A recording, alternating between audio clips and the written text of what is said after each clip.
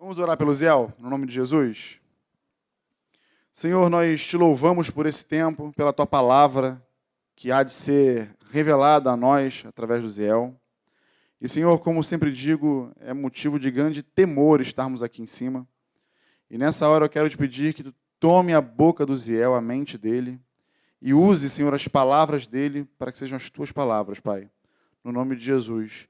Já prepara, Senhor, o ouvido e os corações da tua igreja, daqueles que estão aqui e daqueles que nos veem, Senhor, através da internet, a transmissão, para que, Senhor, seja um terreno fértil essa palavra e cresça a 100 por 1, conforme está escrito na tua palavra, Pai. No nome de Jesus. Amém. Obrigado, meu. Isso aí. Tem alguém? Pais amados, para aqueles que ainda não cumprimentei, como o Lu falou, né, sempre uma responsabilidade e um temor, né, de poder estar aqui repartindo com vocês acerca daquilo que o Senhor nos comunica, né? Seria muito tranquilo, eu posso afirmar que o Senhor falou comigo. Agora, transmitir é algo que a gente tenta, mas eu sei que o Espírito Santo ele é poderoso, capaz de vencer ou romper qualquer barreira. Então, que seja assim na manhã desse dia, em nome de Jesus. Eu coloquei aqui um título, né? Um caminho no meio do mar. Eu sei que a gente sempre linka ou vincula, né? Um caminho no meio do mar. Você pensa no quê? No Mar Vermelho, né? Quando o povo chegou diante lá daquele mar e aí julgou que o caminho estava encerrado e agora o que se faz? O Senhor abriu um caminho. Porém, eu creio que o mar, né? Ele é um palco para a gente refletir acerca de muitas coisas. Por exemplo, o mar, a gente pode ver ou citar o milagre do Senhor abrindo, né, o mar para que o povo passasse. Mas o mar também serve como prova, o mar também serve como disciplina, né? Em alguns momentos, ou diversos momentos, aconteceram de que o mar se tornou uma prova, um momento difícil, mas também se tornou um escape. Bom, era só um título, mas eu gostaria de falar com vocês acerca de um episódio que aconteceu, que está no livro de Jonas.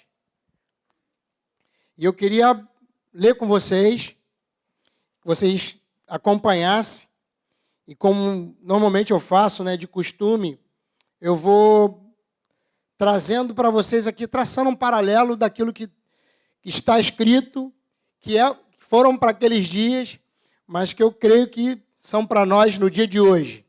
Então, que você não necessariamente entre nesse barco aqui, porque esse barco foi meio furada para os que estavam lá, mas que você acompanhe a viagem, né? Jonas, livro de Jonas, no capítulo 1. A palavra de Yahvé veio a Jonas, filho de Amitai, com esta ordem. Bom, veio com uma ordem a palavra do Senhor a Jonas. Assim como da última vez que eu falei, também tem uma relação, né? Que a palavra do Senhor veio aquele profeta, né? Que o Senhor mandou ele lá para onde? Quem lembra da última vez que eu ministrei? Foi sobre o quê? Um vaso, né?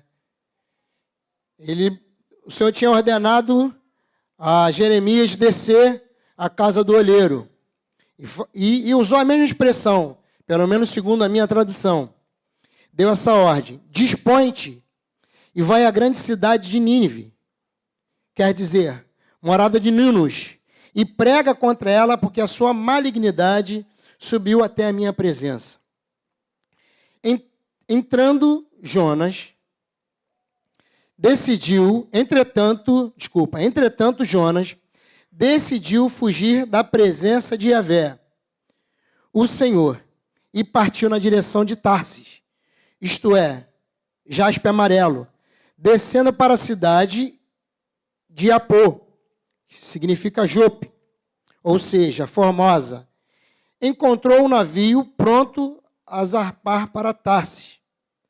Pagou a passagem e embarcou nele, a fim de ir para a cidade de Tarsis, tentando escapar da presença de Yahvé. Bom, vamos lá fazer alguns comentários, né? Em nome de Jesus, você, de verdade, se vista com esse tempo.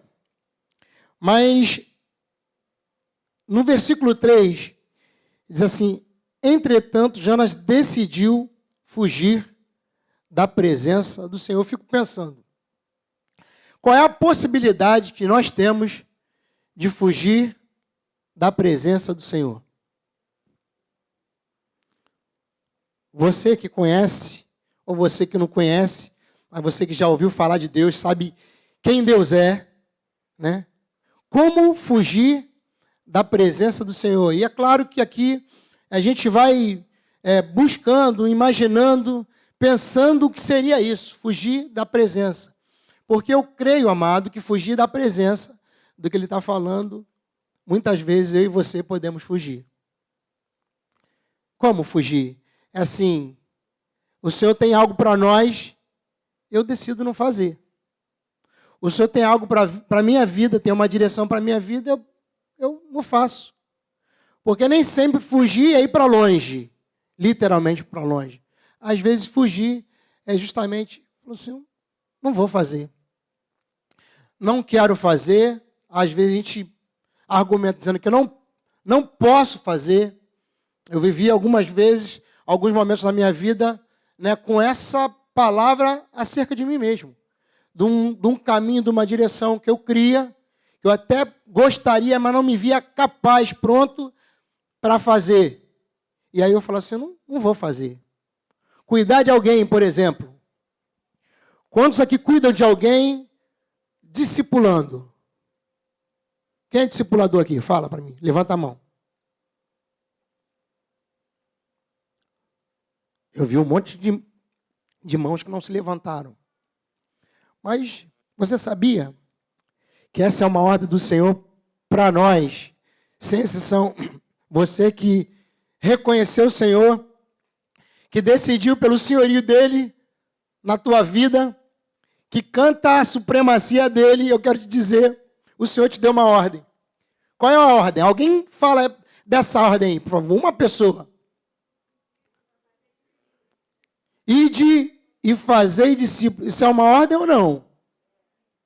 É uma ordem. Agora, eu não sei qual é o teu argumento para dizer, eu não estou cobrindo ninguém. Eu não discipulo ninguém.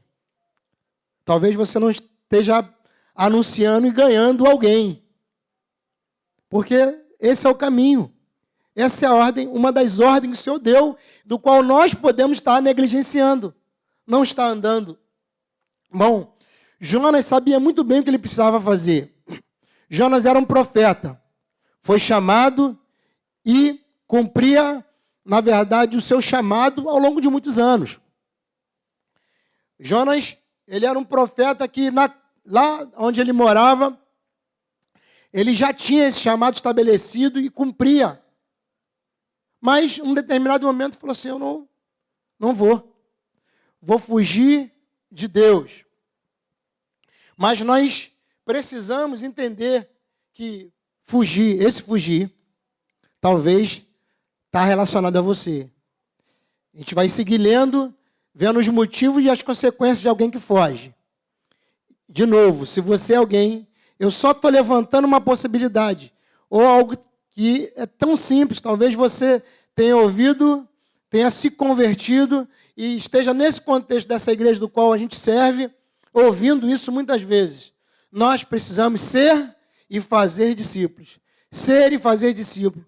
E aí é algo que tão comum, deveria ser algo tão natural e às vezes a gente negligencia. De novo, quais são os motivos? Talvez você não se julgue capaz. Talvez você não se veja como eu não me via lá alguns anos atrás. Falei, não, negócio de para grupo caseiro, cuidar de um grupo, de repente ministrar, dar uma palavra, isso não tem nada a ver comigo, eu não me vejo capacitado para isso. De fato, não me vejo capaz até hoje. Mas eu estou convicto de que o Senhor é aquele que nos capacita. E Ele me capacita. E Ele dá graça.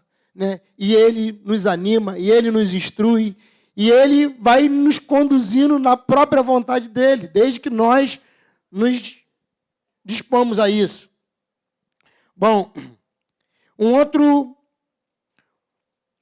outra coisa que acontece aqui, de alguém que foge, e olhando para os seus motivos, você sempre vai achar um lugar para te ajudar nesse caminho de fuga. Às vezes é uma outra pessoa. Sabe aquele negócio? Você não está bem, não está legal, aí você procura uma pessoa perto de você, e essa pessoa não está bem, não está legal, e exatamente isso que acontece. Às vezes você é conduzido para o lugar do teu coração, onde você se inclinou para dizer não para o Senhor. E às vezes sempre tem um lugar de parada, né? Por exemplo, Jonas, ele não ia, o destino dele não era Jope. Mas ele desceu até Jope e lá encontrou um navio pronto para fazer o quê? Para partir para onde ele julgou que deveria ir. Eu ouvi um tempo atrás alguém falando a respeito desse trajeto, desse caminho. Diz que para onde Jonas estava indo era mais ou menos 1 ano de viagem naquele barco para chegar ao destino dele. Bom, isso faz diferença para você? Para mim faz. Para mim faz. Porque, às vezes, as nossas ações, ela não diz respeito a ir tão longe. Mas é só se desviar do caminho. Por exemplo, o filho pródigo diz que quando ele pediu lá a herança dos pais, e ele não foi embora de imediato. Diz que não muitos dias depois, ele pegou aquilo que tinha e foi para longe. Ele foi para lugares longínquos. Mas para se desviar, para fugir, ou para dizer não aquilo que o Senhor está dizendo, vem ou faz, às vezes é só um dia. É só uma atitude.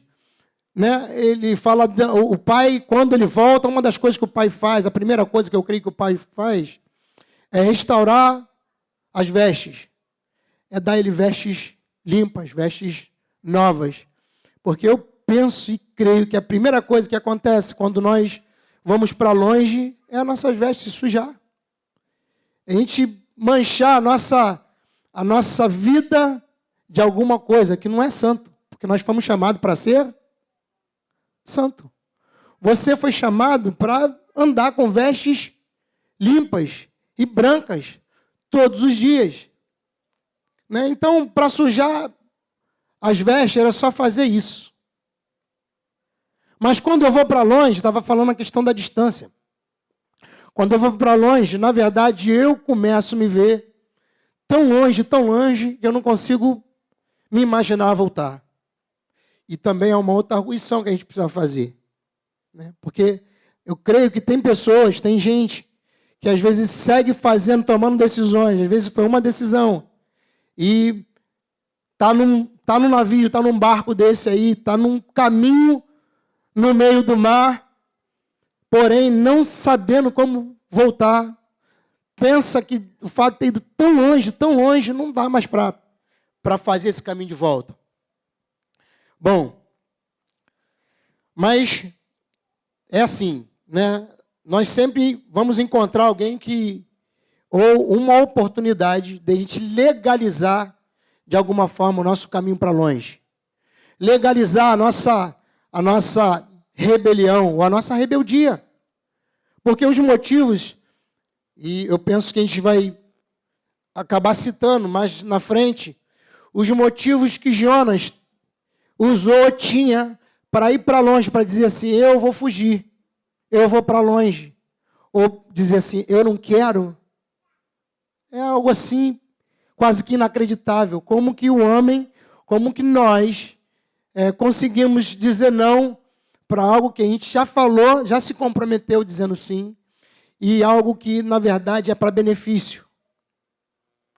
Bom, vamos seguir lendo? No versículo 4, né? Bom, contudo, essa é uma boa frase, né? No início do versículo. Contudo, eu também quero dizer, ainda que as nossas ações, os nossos caminhos, não sejam aqueles que de fato o Senhor te conduziu, ou teve por expectativa que você fizesse, e ainda que você já esteja num barco, diz assim, contudo, Yahvé fez soprar um forte vento sobre o mar, e caiu uma tempestade tão devastadora que o barco ameaçava arrebentar-se. Contudo, amado, o Senhor vai sempre ter um caminho. O Senhor vai sempre intervir. De novo, a minha expectativa é que você, agora, nesse barco, consiga visualizar o que está acontecendo. No início, uma palavra de ordem, vai e faz. Não, isso eu não quero fazer, isso eu não faço. Desça um lugar, legalizo uma passagem para ir para longe. Bom, o fato de Jonas estar num barco rebelde teria que comprometer aquele barco? Sim ou não? Jonas entrou, deu um calote, ele entrou escondido, entrou com as bagagens. Não, ele legalizou, ele tornou legítimo aquele caminho de rebeldia. Às vezes a gente também, sabe aquele negócio de você às vezes pedir um conselho que você sabe que alguém, a tua cobertura, aquele irmão que anda contigo, juntinho, conhece você. Às vezes você nem abriu a boca, não falou nada, mas ele, já sabe e te deu um conselho.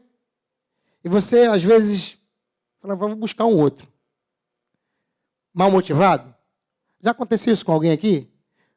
Bom, com certeza eu sou o pior entre vocês, porque comigo já aconteceu. Eu já falei assim, cara, esse conselho não está legal, não curti. Mas vou buscar um outro. E aí, com esse coração motivado, eu torno legítimo aquilo que é verdadeiro. Buscar conselho é um princípio de Deus para nós, sim ou não? Sim. Mas quando você busca um conselho, que é um princípio, com um coração mal motivado, querido, você já pecou, o Senhor está vendo. E aí, assim, eu penso que Jonas legalizou essa viagem dele. Não, estou indo, vim até Jope, daqui eu pago minha passagem, estou nesse barco e acabou. Ninguém pode abrir a boca, ninguém pode me tocar. Esse barco tem um destino e eu vou chegar até lá. Acabou. Contudo, o Senhor é aquele que faz caminhos, ainda que no meio do mar. Bom, contudo, Yahvé fez soprar um forte vento sobre o mar e caiu uma tempestade tão devastadora. Imagino, eu sou um cara que eu não tenho a mínima aptidão para andar de barco, para estar num navio. Falou que eu não tenho recurso, não tenho terra firme. Eu fico muito preocupado. Eu não posso dizer que eu tenho medo, porque um homem não tem medo. Um homem é... Bom, mas aqui era tão devastador que o barco ameaçava arrebentar-se. Todos os marinheiros foram tomados de grande pânico, e cada um daqueles homens passou a chamar a seu próprio Deus. Em seguida lançaram ao mar a carga do navio, com o propósito de deixar a embarcação mais leve. Jonas, no entanto, havia se refugiado no porão do navio, e tendo se deitado, e dormia profundamente. Bom, isso aqui também é algo que eu acho que cabe a gente falar, né? Porque também creio que acontece conosco. Mas, no versículo, eu li o 5, né? Cada um daqueles homens passou a clamar ao seu próprio Deus. Em seguida, lançaram no mar a carga. Deixa eu falar uma coisa para você. Uma vez que você é alguém, você sozinho, você sabe. Você está num trajeto, está num barco. Já legalizou tua passagem. Mas uma vez que você está em rebeldia, ou está com teu coração com algum problema com o Senhor, que você não resolveu, não se dispôs, quero te dizer uma coisa, você vai comprometer a saúde, a vida e, quem sabe, os bens das pessoas que você anda perto. Às vezes, diretamente, a tua casa. Literalmente, tua casa. Não sei, se você é um jovem, não casou ainda, está na casa dos pais, mas entende, compreende aquilo que o Senhor já chamou, já falou para você. Você ouve a voz, porque ouvir a voz nem sempre é um problema. Às vezes a gente fica numa crise, né? Eu quero ouvir o Senhor, quero ouvir a voz dele, eu quero ouvir ele falando, mas muitas vezes o Senhor fala, mas a gente não se dispõe a obedecer. A gente ouve a voz, mas não obedece. E que valia tem isso? Se você quer ouvir a voz de Deus, quem sabe hoje você saiu de casa com esse propósito. Senhor, fala comigo hoje. Eu quero ouvir a tua voz. O Senhor, às vezes, já falou contigo na entrada ali do salão. Alguém já liberou uma palavra. Você já ouviu uma canção.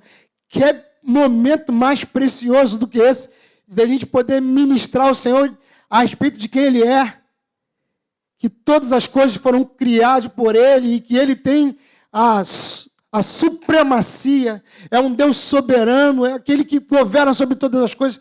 Que é momento melhor do que esse para ouvir Deus? Não é Ele falando de quem Ele é, falando a respeito dele mesmo? Mas, uma vez que a gente está num caminho ruim, amado, eu quero te dizer que você provavelmente vai vitimar alguém. Vai vitimar. Eu lembro imediatamente, quando se fala de vitimar, quando o nosso coração está amargurado, a gente se perde com alguma coisa. Eu lembro logo de Caim com Abel.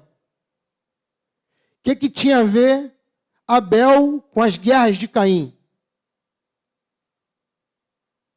Mas, bom, a história vocês conhecem. Caim matou o seu irmão. Porque estava mal com Deus. Ficou vivendo uma vida que eu acho que eu também, infelizmente, já tive a oportunidade de experimentar. Uma vez que o Senhor me resiste, o semblante descai. Eu não sei se você já se viu assim. Para mim, uma das características de alguém que está perdido de alguma forma num relacionamento com o próprio Senhor é ter esse coração de Caim. Deus confrontou ele. Porque você anda assim, Caim. Irritado, cabisbaixo. Essa irritabilidade, essa coisa que você não está íntegro, não tem paz. Por quê? Por causa, às vezes, de um caminho. Quem sabe, um caminho simples. Quem sabe acertar, como o próprio Deus falou. Se você não proceder bem, não é certo que você vai ser aceito no teu caminho, naquilo que você está fazendo. Porque a questão também lá não era a oferta. Já falei isso várias vezes. Eu penso que a oferta de Caim era uma boa oferta. Era algo que tinha valor, quem sabe, financeiro. Porém, se o que eu tenho para dar, o meu coração não está ali, se eu não entrego, se eu não tenho, a minha vida fica limitada, se eu tenho um problema com alguém, o próprio Senhor já diz, larga a tua oferta aí, filho, nem entrega. Eu nem quero isso. Dizendo, na verdade, o que é mais importante, que não são os nossos recursos. Sim, os nossos recursos, eu creio que agrada o coração de Deus. Você quer agradar o coração? Entrega. Mas se o teu coração não estiver envolvido com isso, se o instrumento que traz a tua oferta não for o teu coração, às vezes a gente vai se perder, inclusive, nesse caminho, porque não tem valor. Se, né, o objetivo da oferta é o próprio Deus, bom, mas, na verdade, o que nós precisamos é acertar o caminho. Não é deixar coisa. É como... Bom, eu fui... Um parênteses aqui, né? Eu fui nascido e criado na denominação. E aí, aquele momento, o momento de ceia, para muitos, naquele lugar, é um momento importante. Mas parece que você tem que fazer daquele momento o momento, não é uma vida. Porque quando eu ceio, eu cumpro o mandamento e é algo tranquilo de se fazer, é algo bom de se fazer. Foi uma referência, uma ordenança que Jesus deixou e deu para que nós pudéssemos fazer sempre. Então isso não é pesado. Mas, muitas vezes, para mim era pesado. Por quê? Quando você não está bem, quando você, né, não trilhou, não fez o caminho que naturalmente precisa fazer ou trilhar, muitas vezes a gente entendia que não podia cear.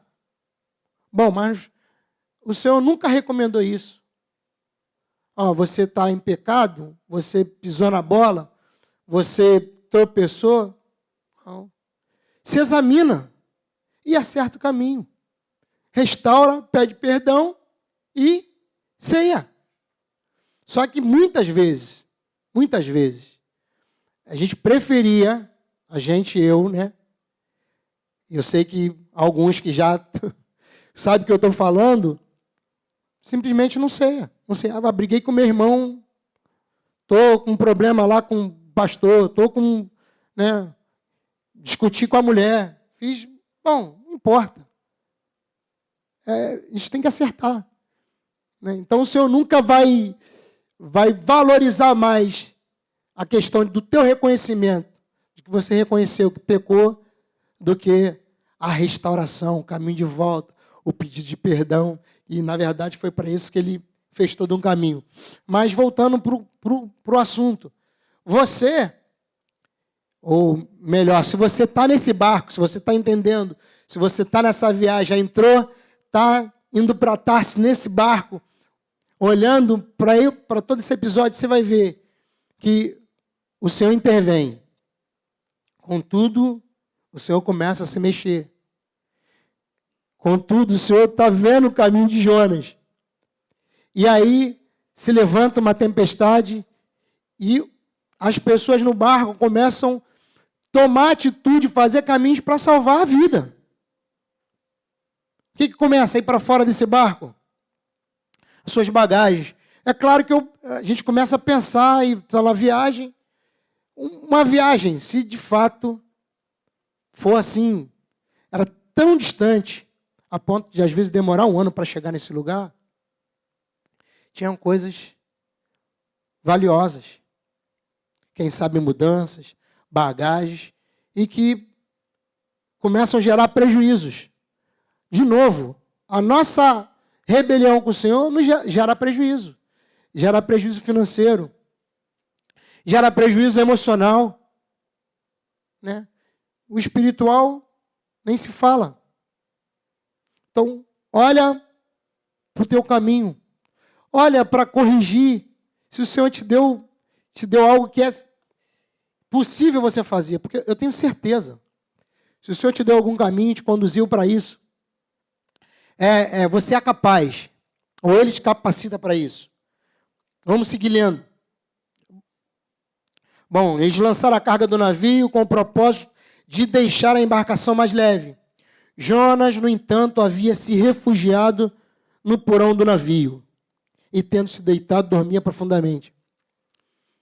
Eu creio que esse estado de sonolência, de dormir, também é profético. O Senhor usou algumas vezes acerca da nossa vida, de alguns que vivem nessa condição.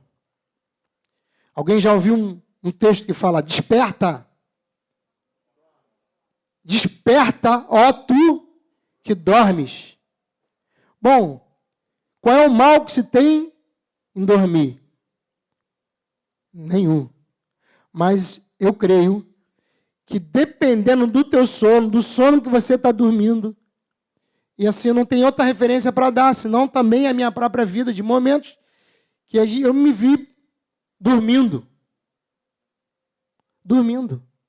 Sabe aquele negócio que você chega a ser desesperador, e eu falo isso hoje porque eu consigo enxergar gente que no meio de uma palavra ou de uma direção, de uma palavra profética, gente que é capaz de estar desapercebido, alheio, olhando, contando carneirinho, mexendo em celular, não necessariamente que eu esteja vendo alguma coisa aqui, mas gente que dorme.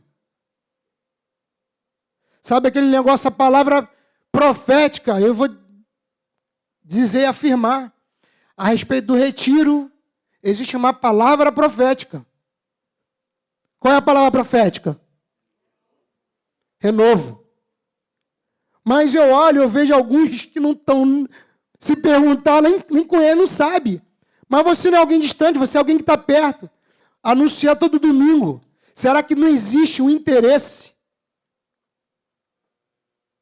de você estar num lugar do qual o Senhor tem uma direção, tem uma palavra profética? Se a palavra é renovo, porque você acha que não precisa, você acha que Deus, o que Ele tem para falar não te veste, não te cabe, eu afirmo para você, filho, o Senhor calado é suficiente para atravessar você, para alcançar o teu coração. O olhar dele é suficiente para trazer à tona quem você é, deixar nu, literalmente nu. Será que não tem algo para você viver? Eu creio que sim, mas parece que a gente entra nesse caminho e um sono profundo. Um sono profundo. Interessante que, por exemplo, Jesus, em meio a uma guerra no mar, né, num barco, ele também dormia. O problema não é dormir, querido. O problema é como você está para dormir, ou o que tem feito você viver nessa sonolência, ou nesse sono profundo, nessa coisa, porque se alguém vive com sono direto, talvez, você precise ir ao médico. Está fraco por algum motivo, quem sabe. Mas, normalmente, essa é uma decisão e um caminho de quem está fugindo. Está fugindo de novo, eu falo. Né? Fugindo, não sabendo, ou achando, julgando que pode se esconder de Deus. É fugindo de uma palavra que Ele deu. Fugindo de um caminho que Ele tem para nós. Bom, e tendo deitado, dormia profundamente. Versículo 6, o capitão dirigiu-se a ele e indagou.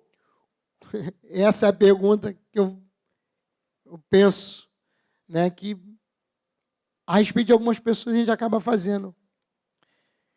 Como, eu vou dar a entonação que eu creio que ele deu. Como consegues ficar dormindo numa hora dessas? Amigo, a situação, a tempestade é devastadora. É uma tempestade muito grande. Os marinheiros, a pessoa que trabalha lá, que estão acostumados a fazer o seu trabalho, estão desesperados. E tem alguém dormindo. O capitão olha e vê. Como que você consegue dormir numa hora dessa? Como? Fala para mim como você consegue. É a palavra que ele deu para Jonas. Você acha que essa pergunta o Senhor volta e meia não faz? Para alguns diretamente, para alguns indiretamente. Mas, na verdade, a palavra do Senhor é sempre direta, ainda que ele use alguém. Levanta-te agora mesmo e começa a clamar também ao teu Deus. talvez assim ele se lembre de nós, para que não venhamos todos a perecer. Então, os marinheiros chegaram a uma conclusão entre si. Vinde, lancemos sorte, para saber quem é o responsável por essa desgraça que se abateu sobre nós. E de fato jogaram sorte, e a sorte caiu sobre Jonas. Aqui não era uma sorte como a gente faz hoje. Era comum, né, naquele tempo, lançar sorte. Na verdade, era uma forma de Deus falar, de a gente saber qual é a vontade de Deus. Era fazendo daquele jeito. Na verdade, a sorte caiu sobre Jonas. Imediatamente lhe perguntaram: declara-nos, pois, neste momento, por culpa de quem nos sobreveio esta tragédia? Quem és tu? E qual a tua ocupação? De onde vens? E qual a tua terra? A que povo pertences tu? Bom, também acho interessante isso aqui. Por quê? Porque quando a gente está num aperto, a gente vive algumas situações assim que a gente fugiu do controle, né? O barco já não está tão seguro. A gente vê a realidade do negócio. Reconhece, caramba, tenho culpa no cartório. A gente, acho que é comum, né? As pessoas te arguir, né? Por conta de que, por que aconteceu isso? Por que você está vivendo assim? Ou por que essa tragédia chegou? Na verdade, as pessoas querem respostas daquilo que a gente, às vezes, está vivendo. De uma prova. Não é só simplesmente para tomar conhecimento e fazer algo. É porque, uma grande maioria das vezes, a gente não consegue ficar sem uma resposta. O médico, ele precisa de um diagnóstico. O médico não tem como você falar para ele de um milagre. Ele diz, tá, beleza, é um milagre. Ele precisa de resposta. Nós, de alguma forma, vamos sempre esbarrar com situações como essa. Bom, eu estou vivendo um momento assim, difícil. Vem cá. Vou ler de novo. Quem és tu? Qual a tua ocupação? De onde vem? Qual é a tua terra? A que povo pertences tu? Mas é interessante a resposta de Jonas. Ele diz que ele respondeu o seguinte: eu sou hebreu e temo a Yahvé, Elohim, o Deus dos céus, que fez o mar e a terra. Eu creio que aqui começa, ainda que ele não tenha experimentado de fato aquilo que estava por vir. Aqui começa uma resposta de alguém que, ainda que fugindo, sabe quem é Deus.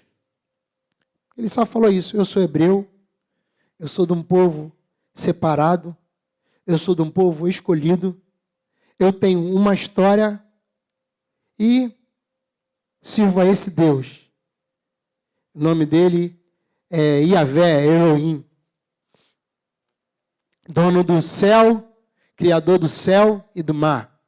Bom, isso é suficiente para aumentar, na verdade, ou gerar temor no coração daqueles homens, quando ele responde exatamente, dizendo a quem ele servia, o Deus dos céus, que fez o mar e a terra. Então aqueles homens ficaram horrorizados e lhe repreenderam. Que é isso que fizeste? Porquanto os homens sabiam que ele fugia do Senhor, pois ele já lhes havia contado. Considerando que o mar estava cada vez mais revolto, os marinheiros lhe inquiriram: o que devemos fazer contigo? Por quê? Assim, um momento, quem sabe, difícil, né? Jonas se vê responsável por aquele tempo. Ele tem a resposta. Ele sabe o motivo. E eles perguntam, agora, o que a gente faz contigo? Essa não é uma definição de quem está fora para dar. Os meus caminhos, as minhas ações, as minhas atitudes relacionado àquilo que de alguma forma a gente pode ter gerado, eu não posso responsabilizar ninguém. Você não tem como botar culpa de ninguém ou em ninguém se você errou o teu caminho ou se você está num barco do qual tem gerado uma tempestade, tem gerado prejuízo nas pessoas ou em alguém que está perto. Você tem responsabilidade com as tuas atitudes, com aquilo que você decidiu. Você que conhece o Senhor sabe o caminho que você tem que fazer, querido. E é exatamente a pergunta que eles fazem. A gente não sabe o que fazer. E agora, ó, tem um caminho. E ele diz, qual é o versículo? 10, né? 11. Considerando que o mar estava cada vez mais revolto, os marinheiros lhe inquiriram, o que devemos fazer contigo, a fim de acalmar este mar? Diante de Jonas, lhes aconselhou, diante do que Jonas lhes aconselhou, pegai-me e lançai-me no mar, e ele haverá de aquietar, pois sei que esta violenta tempestade caiu sobre vós por minha causa. Contudo, os homens ainda se esforçavam ao máximo para remar de volta à terra, todavia sem sucesso, e o mar ficava cada vez mais tempestuoso. Parece que a gente está virando um filme de terror, né? Mas esse não é o desejo do meu coração, querido. É que a gente, assim, seja confrontado com a realidade das nossas ações. Esse 13 também fala de algo que muitas vezes nós fazemos. Sabe quando a coisa está errada? Você sabe.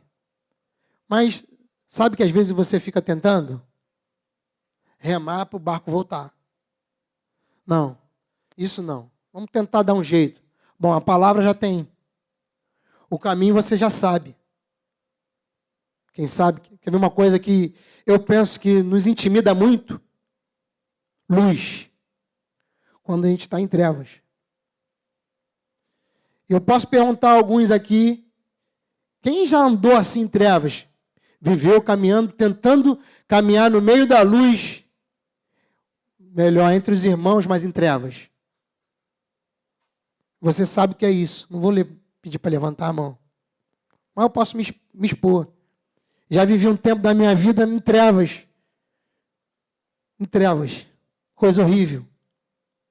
É terrível. Quem tem essa experiência, tanto de viver em trevas, sabe o que eu estou falando? Também de experimentar a luz, de se ver livre, liberto, solto. Alguém está chorando do teu lado, porque ouviu, talvez, quem sabe, uma confissão. Você compreende, você lamenta, você chora também, mas você está livre.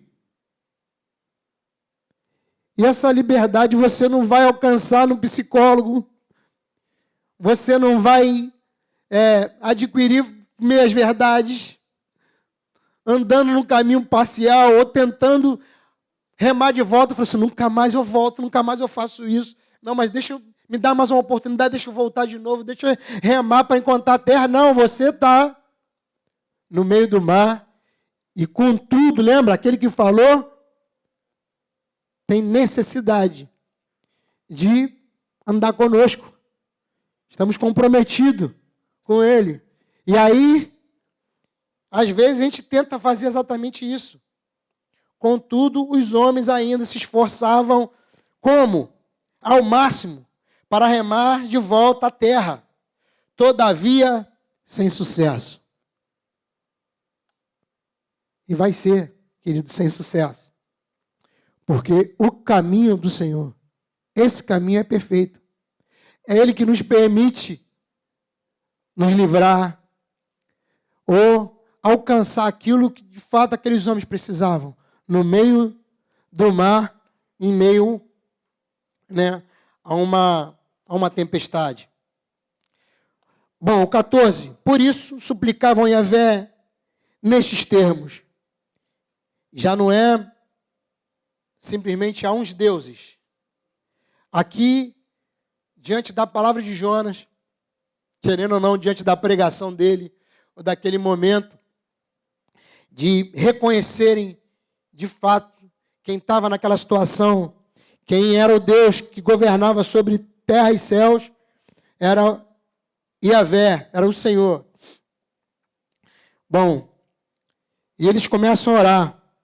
Por isso suplicaram a Yahvé nesses termos: ó Senhor, eis que nós te rogamos, ó Senhor, ó Yahvé, não nos deixe morrer por conta da vida deste homem, e que não nos culpes pelo sangue inocente, porque tu, ó Yahvé, ó Senhor, fizeste como te aprouve fazer.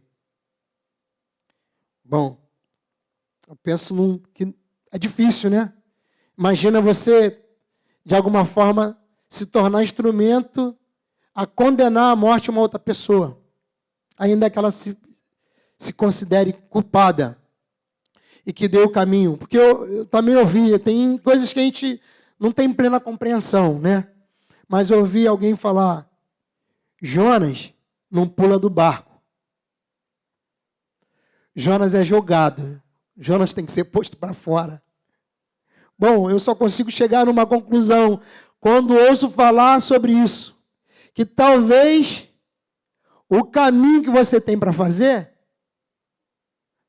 o caminho é teu. Mas que normalmente, eu penso assim, que o desejo do coração de Deus, o cuidado de Deus conosco, é que a gente nunca faça isso só. É que você, cara, esse é o caminho, esse é o preço. Tem alguém disposto. Tem alguém que vai contigo. Tem alguém que bota a cara, tem alguém que está disposto até, de repente, pagar o preço. Porque andar na luz acerca de né? Porque eu peguei alguma coisa no meu trabalho, peguei uma caneta que não era minha, né? Algumas coisas nesses termos. É errado, é pecado, nos humilha. Sim. Mas você vai lá com alguém para restaurar? Pode ir, se você julgar que seria importante. Mas, às vezes, é alguém que matou uma outra pessoa, alguém que está condenado pela justiça, que precisa se apresentar em algum lugar. Como você faz? Ou quem está contigo, como é que está disposto? Porque isso é comum no meio de nós, amados. Talvez você não tenha conhecimento, mas já aconteceu algumas vezes. Né, de alguém ir com uma outra pessoa para restaurar uma dívida na boca de fumo. A pessoa jurada de morte. Bom, não é fácil, mas tem gente disposta. Por quê? Porque a nossa oração é essa. Exatamente como, de alguma forma, fez aqueles homens. Bom, então, eles colocaram diante do Senhor, né, aquela situação, que eu falo dos prejuízos, quem sabe, emocional, porque uma vez que, pelo menos, é o que eu creio, né, que Jonas foi jogado daquele barco, e para aqueles homens, Jonas foi sacrificado. Talvez a história não tenha chegado até eles. Né, a gente não sabe, estão aqui conjecturando. Mas então agarraram Jonas e o lançaram no mar enfurecido. E logo este acalmou. Assim que notaram que o mar se aquietara, todos os homens adoraram e louvaram ao Senhor com grande temor, oferecendo-lhe sacrifício e fazendo-lhes votos. Entremente Yahvé, o Senhor, fez com que um grande peixe engolisse Jonas. E ele ficou dentro desse peixe durante 3 dias e 3 noites.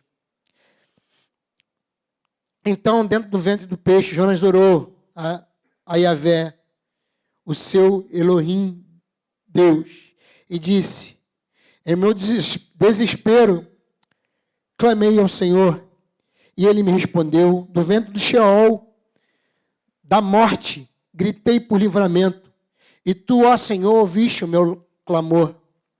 Pois me lançaste nas profundezas do coração dos mares, e as correntezas formaram um turbilhão ao meu redor. Todas as grandes ondas e vagas passaram por sobre mim. Então pensei, fui expulso da Tua presença.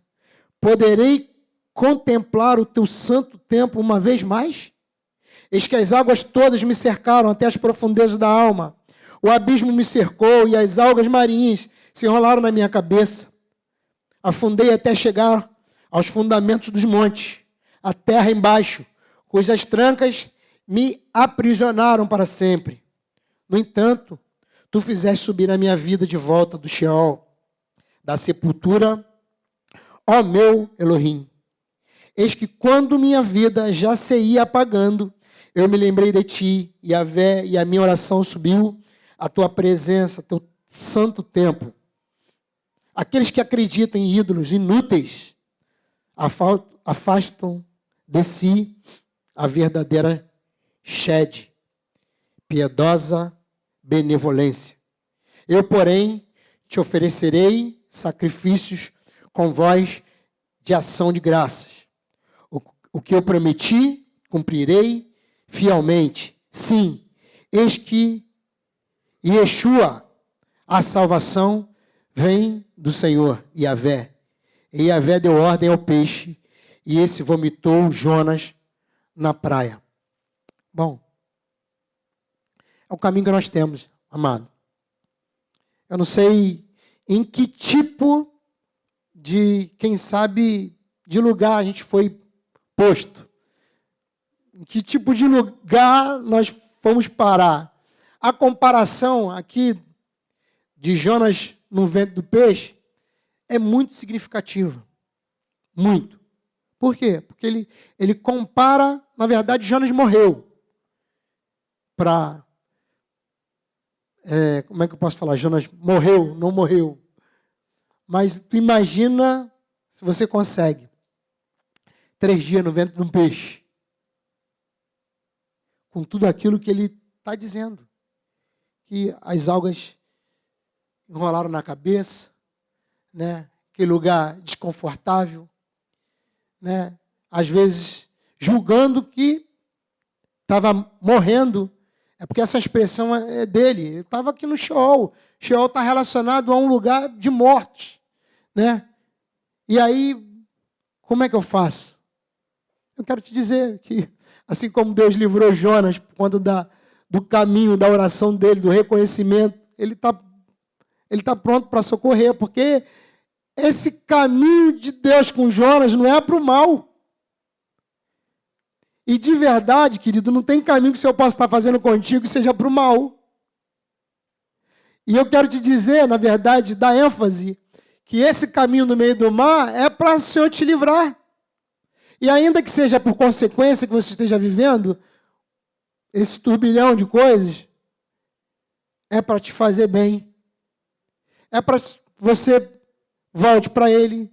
É que para você o reconheça. A referência, estava falando da referência de Jonas, 3 dias no ventre de peixe. O Senhor, na verdade, é uma referência de Jesus. 3 dias morto. 3 dias. E assim como Jonas, ele, ao 3º dia, ele ressuscitou. Ele falou para alguns religiosos, para os fariseus, vocês me pedem um sinal. Não vou dar um outro sinal para vocês, senão o do profeta Jonas. Daquele sinal de milagre que resgata, que restaura. Porque esse caminho de Jesus 3 dias, desse processo doloroso, né, de literalmente morte, foi que para quê? Foi para nos resgatar. Foi para nos permitir voltar à vida. Respirar de novo. E concedendo a nós a oportunidade de acertar o caminho. Porque a palavra do Senhor para Jonas, de novo você pega o capítulo 3, e diz assim: então, a palavra de Yahvé, o Senhor, veio a Jonas pela segunda vez com esta orientação: levanta-te e vai agora mesmo à grande cidade de Nínive. E assim que lá chegar, prega contra ela a mensagem que eu mesmo haverei de te entregar. Jonas, sem demora, obedeceu a palavra do Senhor e partiu para Nínive. Querido, assim, meu sentimento, vamos colocar assim, meu sentimento, lendo esse outro versículo, esse outro tempo aqui da vida de Jonas, era para saltar, para pular de alegria. É para encher o nosso coração de júbilo, porque isso é um espelho para nós. Para nós quem? Para nós que, às vezes, erra, peca, às vezes o nosso coração rebelde, e o Senhor nos dá a oportunidade de voltar, ainda que no processo a tempestade bata, né? Gere prejuízos,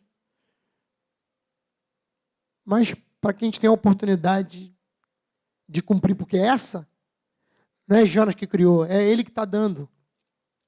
A oportunidade que a gente tem, queridos, você tem de acertar a tua vida, de chegar junto de alguém, de novo, de poder restaurar, de ter uma palavra, de acertar o caminho, de fazer o bem, de cumprir com aquilo que o Senhor falou, é Ele que nos dá. E, de novo, está fazendo exatamente assim como no capítulo 1, que Ele dá a palavra para Jonas e diz o que ele tem que fazer, e Ele traz um renovo. E ele vai prontamente. Bom, eu creio que aquilo que eu gostaria de comunicar, eu estou comunicando. E que o Espírito Santo, ele dê testemunho exatamente do que ele quer falar ao teu coração. Às vezes, né, tem um ponto específico. Eu sempre ouvi isso como entrelinha. Sabe, tem algumas coisas que o senhor fala que são as entrelinhas. Entre uma linha e outra. Quem fazia muito isso, quem usava muitas entrelinhas, era o Marcão de Deus. Falecido, né? O esposo da Edna. Hoje num lugar muito melhor do que nós. Mas ele usava muitas entrelinhas. Ele usava o espaço que tinha nas linhas e também as entrelinhas. Eu creio que o Senhor está muito disposto. E se você também estiver muito disposto, você vai ouvir até nas entrelinhas. Naquilo que ele fala, um versículo para o outro. Né? E em tudo aquilo que de alguma forma foi discorrido. O Senhor quer te levar, te conduzir, quer te dar novas oportunidades, mas também quer que você ouça isso aqui e se guarde também de andar num caminho, como fez Jonas. De se guardar, que por conta de uma motivação, assim, a grosso modo, vou falar para você, o que motivou Jonas a não ir pregar em Nínive? Nínive era vamos colocar assim, era inimigo de Jonas, direto, ou do povo de Israel, direto, sim, inimigo declarado. Só que o que Deus manda Jonas pregar, teoricamente, seria bom. Por quê? Deus falou, vá lá e prega destruição. Eu não creio que o Jonas chegou lá e a pregação de Jonas foi assim, arrependei-vos, porque é chegado o reino. Não foi assim. Não foi assim, João 3,16. Porque Deus amou vocês de tal maneira que se entregou e quer que vocês se rendam a Ele. a pregação de Jonas, e a que Deus deu no início, foi o quê? Quem sabe? Juízo. 40 dias e não vai existir nada aqui. Vai morrer todo mundo. Vou trazer juízo. Por quê? Porque esse pecado, esse mal, esse cheiro, assim como chegou lá de Sodoma e Gomorra, chegou a mim. E acabou. Era para Jonas pregar isso. Jonas não foi. Por quê? Porque Jonas sabia quem era o Deus dele. Apesar de não dizer assim, prega isso, mas sabia que Deus era longânimo, compassivo, misericordioso, e tudo que Ele é hoje que se manifesta no meio de nós. Isso que Jonas, na verdade, não queria.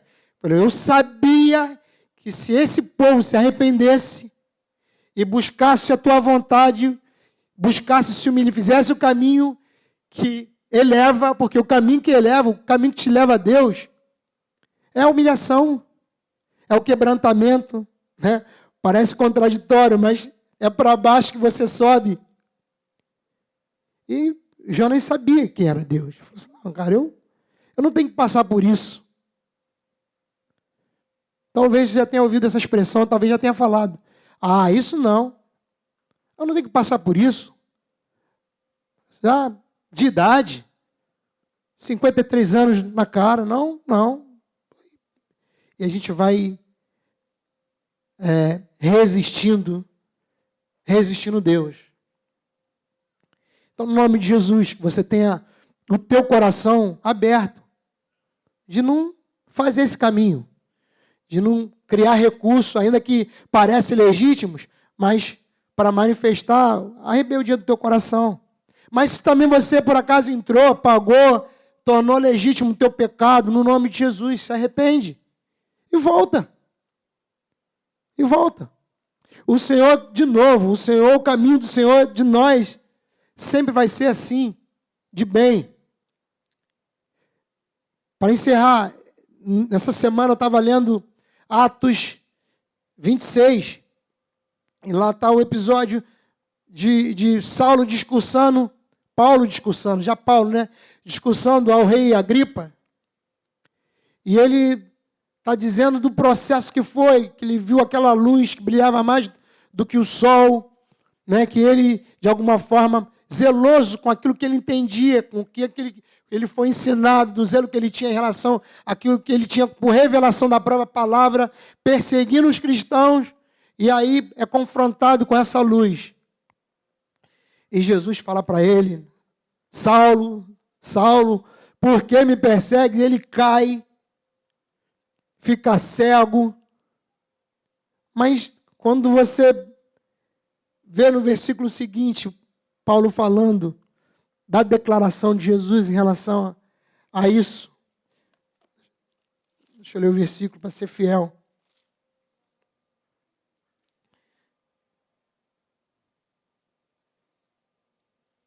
Atos.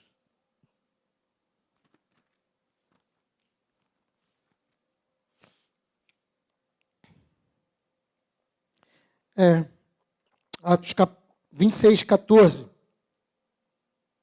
Quando ele caindo todos nós por terra. Engraçado, a gente faz sempre referência a Saulo, né? Mas quem estava com Saulo também viveu aquele momento. Saulo caiu, mas outros caíram com ele. Por conta da voz que ouviram e da luz que estava sobre eles. E caindo todos nós por terra, ouvi uma voz que me falava em aramaico, Saulo, Saulo, por que razão me persegue? Por quanto resistireis ao orgulho? Por quanto resistires ao aguilhão, só te causará sofrimento. Por quanto Paulo, né, o Senhor está falando para ele, por quanto você ficar resistindo. O que é resistir, amado? Resistir é se opor. Não, é isso aqui. Não faço. Não é.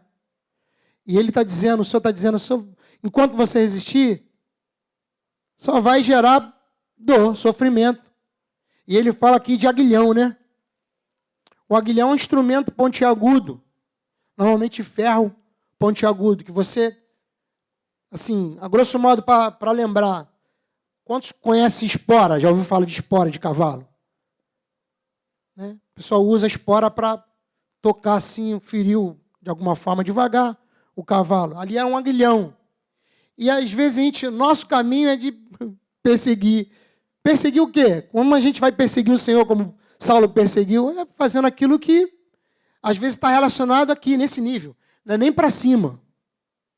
É para o lado. Foi o que Jesus falou. Por que me persegue? Mas Saulo estava perseguindo quem? A Jesus? Ou era a igreja? Ou eram os irmãos? Bom, mas a verdade é, deixa eu ler o 16. Quando, depois daquele momento, o Senhor diz assim, agora, pois, levanta-te e apruma-te em pé. Foi para isso que te apareci, para te converter em servo e testemunha, tanto das maravilhas que viste, da minha parte, como daquelas que te manifestarei. Bom, o desejo do Senhor é sempre o bem ou não?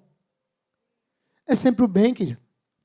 Às vezes você parece, não, o Senhor me derrubou do cavalo. E daí? Com qual o propósito? O que você estava fazendo? Qual era o teu caminho? Acerta. Porque o Senhor tem essa palavra para nós. Por quê? Porque o Senhor sempre vai ter mão estendida. De verdade. Salmo 139 diz, Senhor, tu me sondas e me conheces. Sabes quando me assento e quando me levanto. E acompanha os meus pensamentos, onde quer que eu esteja. Discerne minha caminhada e a minha pousada. E estás a par de todos os meus intentos. Porquanto a palavra ainda não chegou à minha língua, e tu, ó Eterno, já conheces completamente. Tu me envolves por trás e pela frente, e pões sobre mim tua mão. Tal conhecimento é para mim demasiado maravilhoso, tão elevado que não posso compreender totalmente. Para onde poderia eu fugir do teu espírito? Para onde poderia correr e escapar da tua presença? Se eu escalar o céu, aí estás. Se me lançar sobre o leito das mais profunda sepultura, igualmente aí estás. Para mim é uma réplica daquilo que o Senhor está falando para Jonas. Esse é um salmo de Davi. Mas para todos aqueles que, de alguma forma, têm olhado e têm visto, quem sabe, uma guerra, um sepulcro, algo que nos afronta, eu quero te dizer, igualmente, né? Aí estás, é o que o versículo 8 está dizendo, né? Se eu escalar o céu e aí estás, se me lançar sobre o leito da mais profunda sepultura, igualmente aí estás. Se eu me apossar das asas da alvorada e for morar nos confins do mar, também aí tua mão me conduz, tua destra me ampara. Se eu cogitar, as trevas ao menos haverão de me envolver, e a luz ao meu redor se tornará noite. Constatarei que nem as mais densas trevas são obscuras para teu olhar, pois a noite brilha como meio-dia, porquanto para ti as trevas são luz. Bom, para aqui. Eu creio que a palavra dele é suficiente. E se você, querido, no nome de Jesus, você que está em casa, se você tiver numa situação parecida, só vai permanecer lá se você quiser. Se nós quisermos, vamos permanecer. Mas a palavra do Senhor é fiel. Trevas e dia, escuridão e dia é a mesma coisa para o Senhor. Isso significa que Ele está te vendo. Ele sabe quem você é, sabe aonde você está. E está pronto a te levantar, te falar assim, levanta-te sobre os teus pés. Firma, e vai. Eu creio que é isso que o Senhor quer para nós. Amém? Podemos orar, encerrar esse tempo. Em nome de Jesus.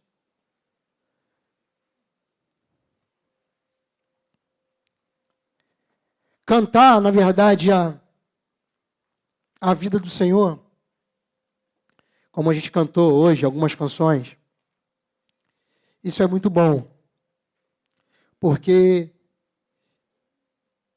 revela quem, de verdade, revela quem Deus é e o que Ele quer fazer. Mas isso não define. Você conhecer a letra, você conhecer as canções, você ouvir falar das verdades, de que Ele é. Você precisa tomar a decisão, precisa ter postura, né? Então, que no nome de Jesus seja assim nesse tempo. Seja hoje, seja indo para casa, seja refletindo lá, né? Seja compartilhando, né, da palavra que está escrita. Não da forma que eu falei, mas da palavra dele. Porque ela, sim, ela é capaz de ir a lugares que você não pode ir. Que no nome de Jesus seja assim. Amém?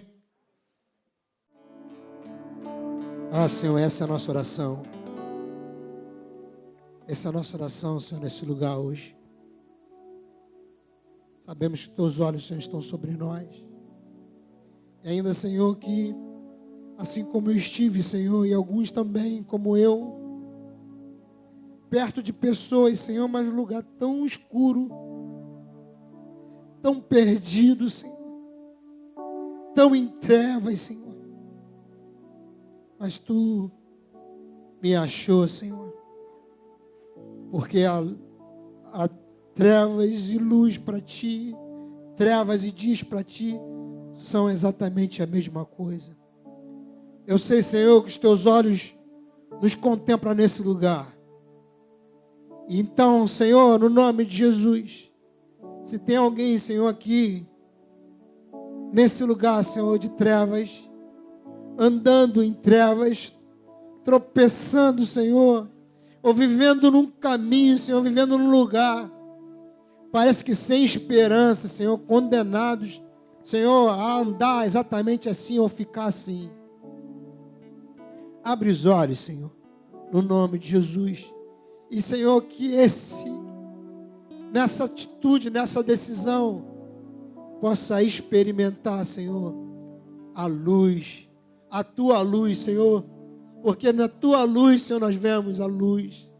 Na Tua luz, Senhor, nós podemos caminhar, Senhor, seguro. Na Tua luz, Senhor, nós podemos dar passos, Senhor. Pai, então, no nome de Jesus, que a Tua palavra, Senhor, que é suficiente, que não volta para Ti, Senhor, vazia, sem antes cumprir o propósito para o qual ela foi designada, Senhor. Pai, se manifeste hoje, no nome de Jesus, no dia que se chama hoje, seja o dia aceitável, Senhor, para que cadeias se quebrem, Senhor, para que o caminho, Senhor, seja liberado, Senhor, para que toda a escuridão, Senhor, na vida de alguns, Senhor, possa vir a luz, no nome de Jesus. E que essa decisão, Senhor, não precise de um convite a vir à frente, Senhor, mas, Senhor, que no seu próprio coração possa ser estabelecido, Senhor, no nome de Jesus. E eu creio, Senhor, que é um caminho que Tu tens para todos aqueles, Senhor, que precisam, talvez como Jonas, Senhor, uma outra oportunidade para recomeçar. Tu tens uma pessoa perto. No nome de Jesus, que esses, Senhor, que precisam voltar, Senhor, se algum de nós, quem sabe, Senhor, todos nós temos que voltar em algum caminho, possa ter pessoas, Senhor, do qual possamos abrir o nosso coração, abrir a nossa vida, Senhor, e cooperar conosco nessa boa obra que Tu tens na vida do homem, Senhor. No nome de Jesus, Pai, Te damos graça por esse tempo. Te louvamos, Senhor, pelas canções. Te louvamos, Senhor, pela palavra lida, Senhor. faço questão, Senhor, de mencionar pela tua palavra lida, escrita, que podemos declarar, Senhor, que ela tenha a força que cabe a ela, Senhor, para fazer, Senhor, acontecer tudo aquilo que tu tem como promessa para nós. Obrigado, Senhor, pela vida dos meus irmãos. Pai, conduz de volta a cada um, Senhor. Pai, em segurança, Senhor. Pai, para cada casa, Senhor, que lá encontre um lar, Senhor, que a paz reine. Pai, que a tua vontade, que é boa, perfeita e agradável, Senhor, os encontre sempre. Oramos assim, em nome de Jesus. Seja uma semana, Pai, repleta da tua graça, Senhor, conduzida, Senhor, pela tua mão, Senhor, amparada pelo teu braço, Senhor, e que essa presença, Senhor, dê testemunho toda a nossa vida, Senhor, durante todo o nosso dia, sobre tudo aquilo que vamos fazer, em todos os lugares que vamos estar, Senhor, no nome de Jesus, Pai, em nome de Jesus, seja assim, Senhor. Pai, eu quero orar, Senhor, colocar a vida do Gil nas tuas mãos. Chegou esse pedido, Senhor, diante de nós, e nós queremos fazer, Senhor, juntamente com a tua igreja, Senhor. Pai, em nome de Jesus, restaura a saúde do Gil Gomes. Levanta, Senhor, o Gil do leito, Senhor. Põe ele de pé, Senhor. Glorifica o teu nome na vida do Gil Gomes, Senhor. Realiza a tua vontade, o teu querer, porque tu és aquele que governa soberanamente e nada foge do teu controle, Senhor, nada escapa das tuas mãos. Por isso oramos, Pai, no nome de Jesus, em nome de Jesus, Pai, em nome de Jesus, amém.